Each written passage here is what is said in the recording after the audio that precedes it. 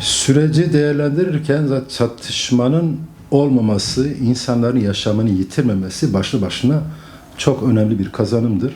Çünkü en ağır insan hakları ihlali yaşam hakkının ihlalidir. Bu çok kıymetlidir. Ancak aradan bir yıl geçti. Bir yıl geçmesine rağmen normal, çok rahatlıkla hiç yasal değişiklikler olmadan atılabilecek adımların hiçbirisi ne yazık ki atılamadı. Hasta mahpusların bırakılması, şimdi bunu bu sürece bağlamayı bile ben gerçekten haksızlık olarak değerlendiriyorum, üzülüyorum da. Yani bu zaten bu süreçten bağımsız temel bir insan hakkı ve şu andaki Türkiye'nin var olan yasalarına göre de cezaevinde kendisine bakamayacak durumda olan hastaların bırakılması gerekiyor.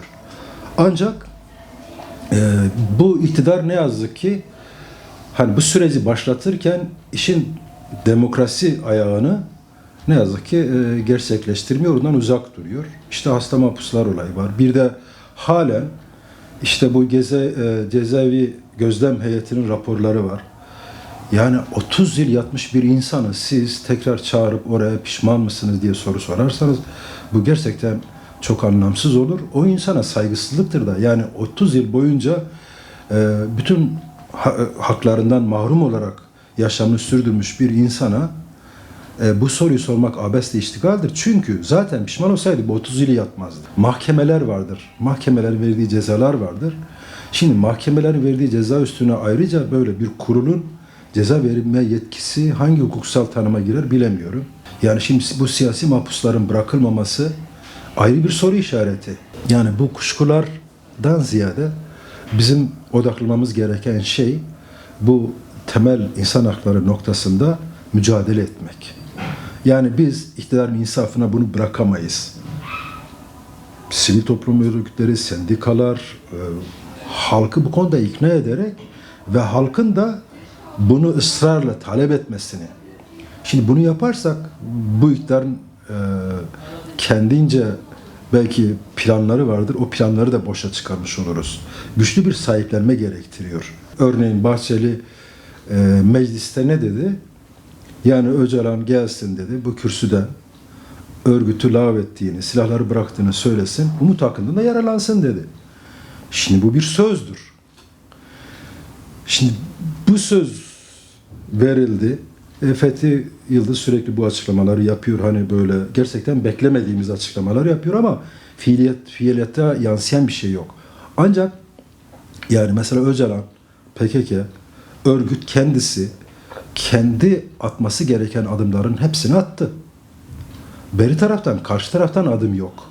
Yani sen çıtayı buraya koydun. Dedin ki yani Umut hakkında yararlansın, gelsin, feshedildi. Feshedildi. Silahlar bırakıldı. Peki niye adım atılmıyor? Dünyada aslında bu 7 Ekim'di değil mi? Hamas'ın İsrail'e yönelik saldırısıyla birlikte bu gerekçelendirilerek hani saldırılar başlatıldı.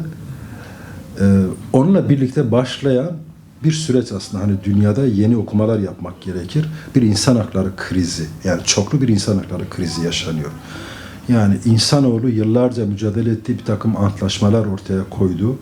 İşte Avrupa Evrensel İnsan Hakları Beyannamesi, Paris Şartı'dır. Bir sürü sözleşmeyi sayabiliriz. Şimdi artık bu sözleşmeler eğer halklar sahip çıkmazsa bu alanda mücadele eden insan hakları örgütleri, siyasi partiler, demokrasiyi içselleştirmiş olan yapılar sahip çıkmazlarsa bu sözleşmeler artık boşa düşecek. Çünkü dünyanın her tarafında böyle sağ iktidarlar, insan haklarını hiçe sayan iktidarlar ne yazık ki hüküm sürüyor ve bu iktidarların hegemonyası, yeni yönetme anlayışları çok dünyayı da bir riskli alana, yani belki bir 3. Dünya Savaşı'na da sürüklüyor. Dünya gerçekten tehlikeli bir noktaya doğru gidiyor. Şunu da kabul etmek gerekir ki özellikle Orta Doğu coğrafyası çok sorunlu bir coğrafyadır. Şimdi hep böyle oklar işte İsrail'dir, ABD'dir, işte başka emperyalist ülkelerdir. Ama beri taraftan şimdi bu emperyalist ülkeleri bir kenara bırakırsanız ki yani onları masum gösterme anlamda demiyorum. Ya Orta Doğu'daki bütün ülkeler, hemen hemen bütün ülkeler ağır insan hakları ihlalleri yapıyorlar. Ve inanın birbirini boğazlamaya çok hazırlar sürekli. Orta Doğu'da gerçekten yani ülkeler demokrasisiyle yönetilmiş olsa, insan haklarına dayalı yönetimler olsa inanın İsrail'in hiçbir etkinliği, İsrail'in hiçbir etkisi söz konusu olamaz. Olamaz yani. Buna Türkiye'de dahil. Yani Türkiye yani öyle bir şey ki bir Kürt fobisi var.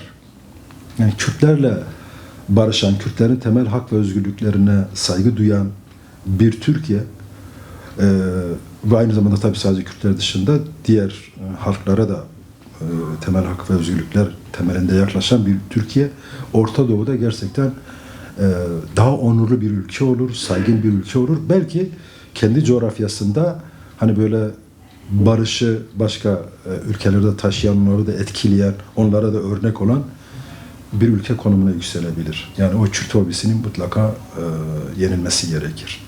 Bu süreçte barış demokratikleştirilemezse, hani barış deyince sadece silahların susması çok kıymetli tabii ki, ama gerçek anlamda barış, temel hak ve özgürlüklerin inşa edilmesi, barışın toplumsallaşması ve demokratikleştirilmesi gerekir. Yani demokrasiyle taşlanması gerekir ki barış kalıcı bir barış olsun.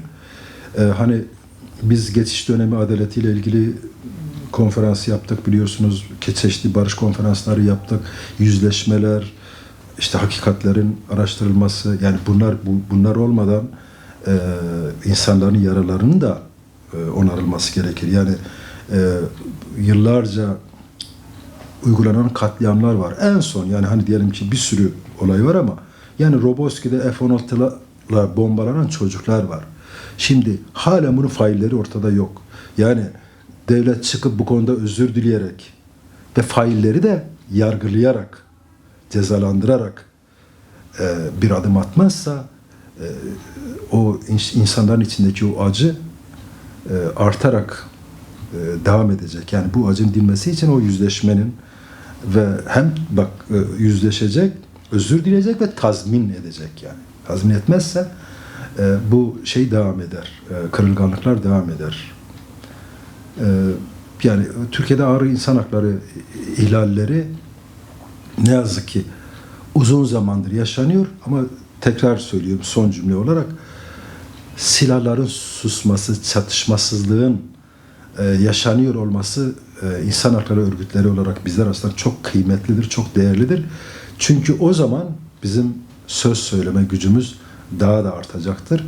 Bu ortamda çok daha rahat demokratik adımların atılabileceğini ya da attırılabileceğine inanıyoruz.